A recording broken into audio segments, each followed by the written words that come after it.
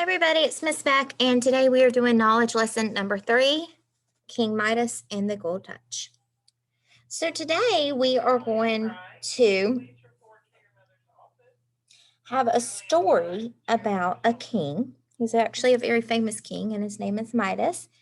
And we're going to retell that story, meaning we're going to tell what happens in the beginning, middle, and end of the story. Okay.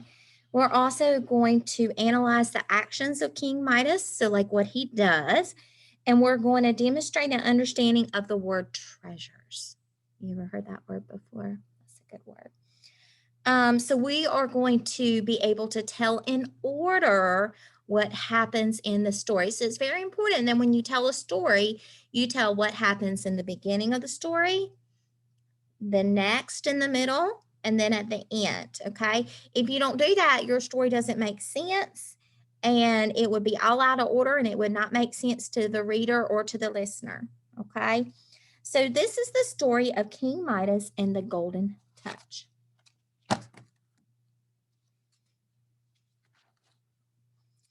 Here are some very important vocabulary words we will have. The first word is fond. Fond means that you have a strong liking. Gazed. Gazed means that you look at something for a long time. Satisfied means you are happy, pleased, or content. For example, Pablo put the final touches on his watercolor painting, and he felt very satisfied. And the last word is treasures. Treasures are things that are valuable because they cost a lot, such as gold, or because they have a special meaning to someone, like a toy, like a special toy. For an example, the old pirate spent his last days counting his treasures. So we are going to read a story from a part of the world called Greece. And Greece is a country on the north coast of the Mediterranean Sea, just west of Turkey. So if you have a map handy, you might want to check that out. I have never been to Greece, but I've met some people from Greece before. And this is a story that was told long, long ago in Greece. Many years ago, people did not read books, so they told stories. And oftentimes they made up stories to teach people lessons. Remember when we talked about fables? All right, so let me share this screen with you here.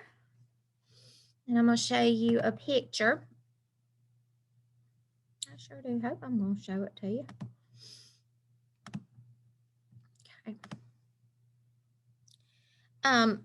Of a golden crown. This is a golden crown, and it's made of gold and jewels. And jewelry, like necklaces and earrings, is often made of materials that look like gold. Gold is a precious material that is found in the earth, and it's considered valuable because it costs a lot of money. In today's read aloud, the king loves gold more than anything else in the world. Tell your grown-up why you think someone would love gold the most of all. And then look around and see if you see anyone in your immediate area who's wearing some gold jewelry. And Spec has on silver jewelry, not gold. So today when we read our story, we are going to analyze the actions of King Midas. That means we're going to tell more about why he does what he does. We are going to look for the word treasure. So if you hear Miss Beck say that word, raise your hand. And we are going to learn a lesson today. Sometimes people act very silly, foolish when it comes to things that cost a lot. Today we will hear the story about a rich king who does something very foolish and learns a lesson from his foolish act.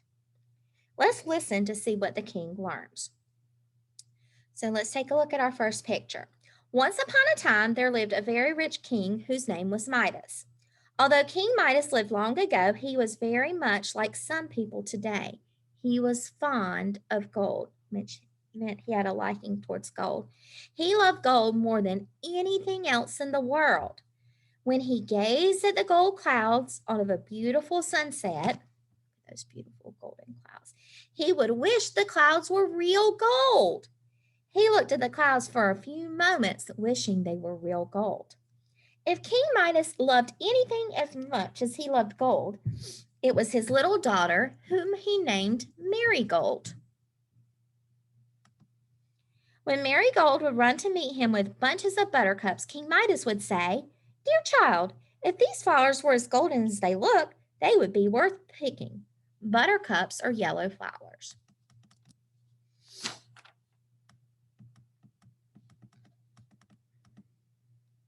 Every day, King Midas spent many hours locked away in a dark room in his basement of the palace. In this room, he stored his treasures.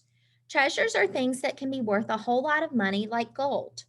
He would go there and carefully lock the door behind him, and then he would take out his bag of gold coins and put the coins into piles and run his hands through the piles.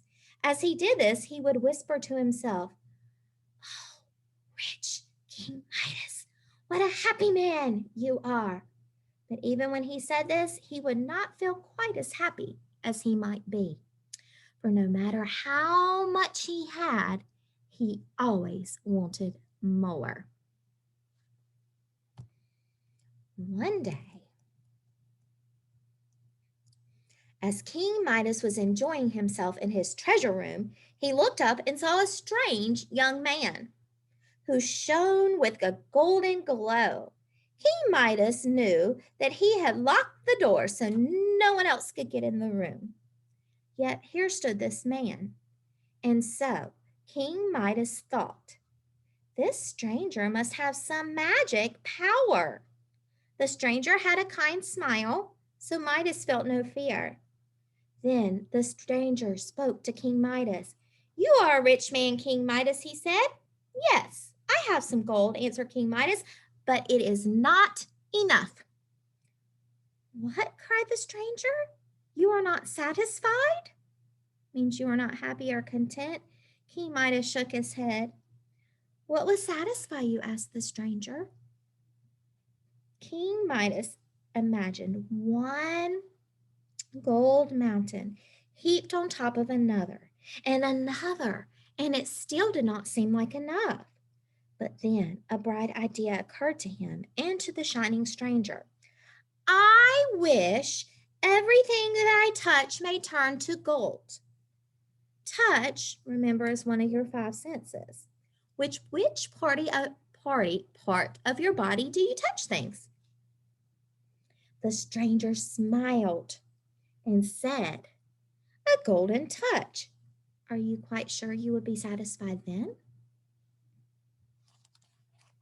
"Yes, I would be perfectly happy and ask for nothing more," answered King Midas. "Then it shall be as you wish," said the stranger. "Tomorrow at sunrise you shall find yourself gifted with a golden touch." Then suddenly a great brightness filled the room, causing King Midas to squeeze his eyes shut. And when he opened them, the stranger was gone.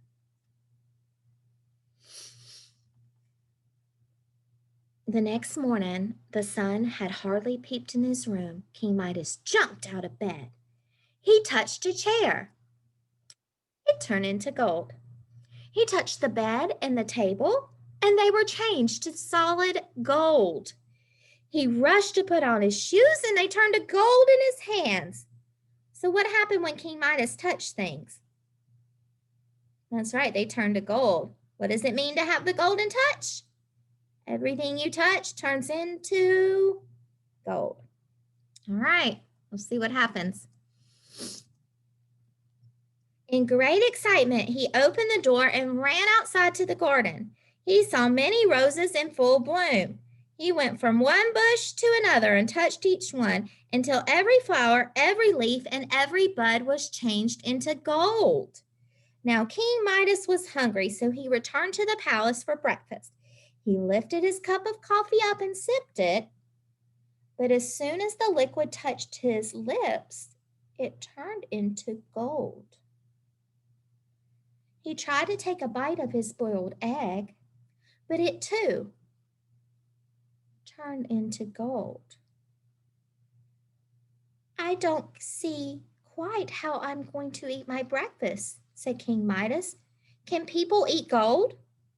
What problem did King Midas have with breakfast? Just then, the King Midas heard someone crying. He turned to see Marigold enter the room, crying as if her heart would break. In her hand, she held one of the roses that her father had turned into gold. Oh no! But she didn't want her stuff to be turned into gold.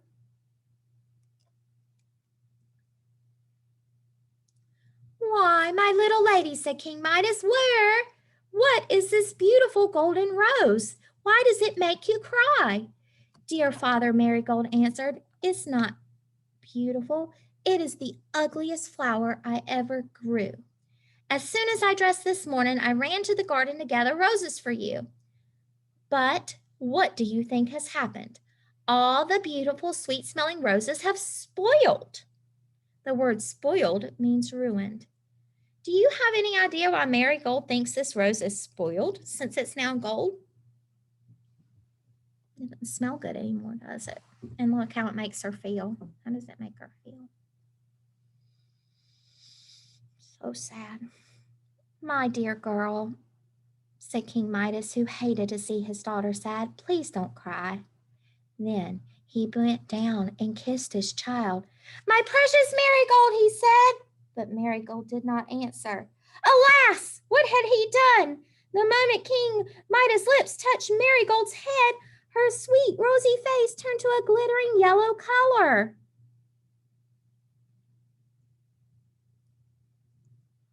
Oh no. Little Marigold was now a golden statue. King Midas cried out, wrung his hands, and wished he was the poorest man in the world. If only he could have his daughter back again. Would King Midas rather hug his daughter or a golden statue? How do you know? He'd rather hug his daughter. Bless his heart. He's going to be so sad. Then he noticed someone standing in the doorway. It was the young stranger who had appeared before in King Midas's treasure room. The stranger still shone with a soft glow, and he smiled as he looked at the king. Well, King Midas, how do you like your golden touch? I am very unhappy, said King Midas. Unhappy? Asked the stranger. But don't you have everything your heart desires? No, said King Midas, gold is not everything, and I have lost all that my heart cares for. So who does he care for? His daughter, Marigold. When the stranger asked King Midas, which two of these things do you think is worth the most, the golden touch or your little Marigold? Oh, my dear child, cried poor Midas. I would not give one hair off her head if you gave me the power to change this whole big earth into a solid lump of gold. So does King Midas still feel the same way about the golden touch as he did at once? No, he's changed his mind. You are wiser than you were, King Midas, said the stranger. Go and plunge into the river that runs by your garden. The water will take away the golden touch. Then fill this pitcher with water and sprinkle everything that you have touched. King Midas bowed low. And then when he lifted his head, the shining stranger was gone. The king ran as fast as he could and jumped into the river. He filled the pitcher and ran back into the palace. The first thing he did was sprinkle handfuls of water over the little figure of Marigold. You think it works? I hope so. The rosy color came back into her cheeks. She looked in surprise as her father, who was still throwing water on her. Father, please stop. See, you have soaked my dress. King Midas took Marigold in his arms and kissed her. Now I am truly happy, he said. My dear child, you mean more to me than all the gold in the world. So what lesson has King Midas learned? Yeah, that family, a daughter, is way more important than all the gold in the world. Do you think King Midas made a wise or a foolish choice in telling the stranger he wanted a golden touch? Well, yeah, it was actually a foolish choice because it led to his daughter being turned into a gold statue.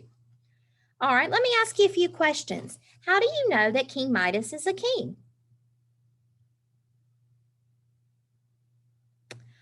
Why does King Midas think that everything he touched would turn into gold? Who told him that? And what did he have but he wanted more of? Gold. And what did the stranger grant to him? The golden touch. At first, how does King Midas feel about the golden touch? Well, he's pretty excited, right? He wakes up really early and he starts changing things into gold. But then do his feelings change? Yeah, they do. Why do they change? Yeah, because he touched his daughter and turned her into a statue. And also remember, he touched that food and he couldn't even eat his food. So that was bad too. Is this story fiction or could it really happen? Remember, fiction means fake, fake, fake. It's fiction. Yes. Turn to your grown up or a friend and tell them, what lesson does King Midas learn in this story? What lesson does he learn?